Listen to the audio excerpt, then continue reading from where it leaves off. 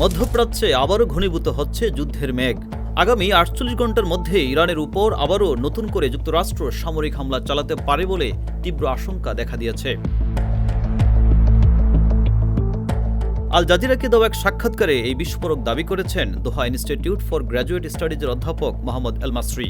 জীবন অবাক না করলে কে করবে? 28% মিল্ক ফ্যাটের অবাক করার সাথে ফ্রেশ মিল্ক পাউডার। জীবন অবাক করুক প্রতিদিন। তার বিশ্লেষণ অনুযায়ী মার্কিন প্রেসিডেন্ট ডোনাল্ড ট্রাম্প বর্তমানে ইসরায়েলের প্রধানমন্ত্রী বেনিয়ামিন নেতানিয়াহু এবং নিজ প্রশাসনের যুদ্ধবাজ কর্মকর্তাদের দ্বারা গভীরভাবে প্রভাবিত হচ্ছেন। তিনি আরও জানান, ইরান মার্কিন শর্তে আত্মসমর্পণ না করায় এবং তেহরানের সাথে আলোচনার ব্যর্থ হওয়ায় ট্রাম্প সামরিক এই পদক্ষেপের দিকে ঝুঁকছেন।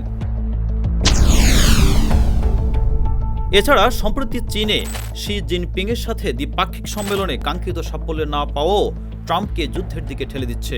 যদিও রাজনৈতিক ও অর্থনৈতিকভাবে এ যুদ্ধ আমেরিকার জন্য বিপর্যয় ডেকে আনবে, তবুও বিজয় ঘোষণা করার মতো কোনো যুক্তি না থাকায় ট্রাম্প পিছু হটছেন না। বিশ্লেষকদের মতে পরিস্থিতি যেদিকে এগুচ্ছে তাতে ট্রাম্পের পরবর্তী পদক্ষেপের উপরে নির্ভর করছে মধ্যপ্রাচ্যের ভবিষ্যৎ।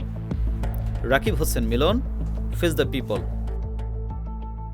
জীবন অবাক না করলে কে করবে? 28% মিল্ক ফ্যাটের অবাক করার সাথে ফ্রেশ মিল্ক পাউডার। জীবন অবাক করুক প্রতিদিন।